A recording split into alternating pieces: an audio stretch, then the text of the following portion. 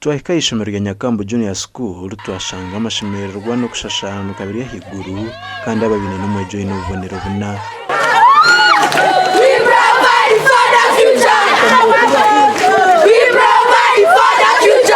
Wanyine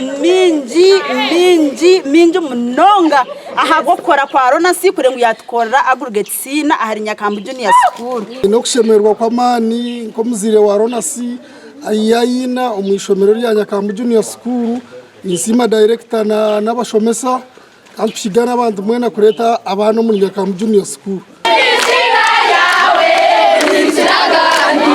Nyakambu Junior School ni rumwe amashomero agatwirana gakora kurunjo mu district ya Shema kandi na hatu bagarukiremu.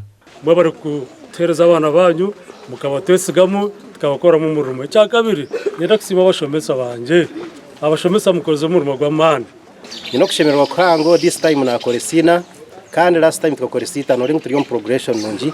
Nsima director itwe nk'abashomesa ningambo on behalf of teachers kandi mpigana abazira abandi muretere kimwe abana ati shomero neryitu rya tubentuzuhurira hare konka this time uzahika.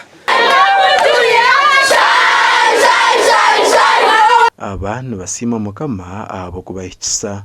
Nishemberije munonga kugira nkozere mwenda benta ko icyarza ngiriye nkozere mwenda mweni isema n'abazire banje bona bampereza support nangwa n'abacazo kusingayo. Nishemberije munonga abo kugira ndenge mu deskola konka mbase kora 11 kandi isima batya banje na director konka tutandika butandisi ninazatandika Gasha kwa Sheikh Abdul Latif.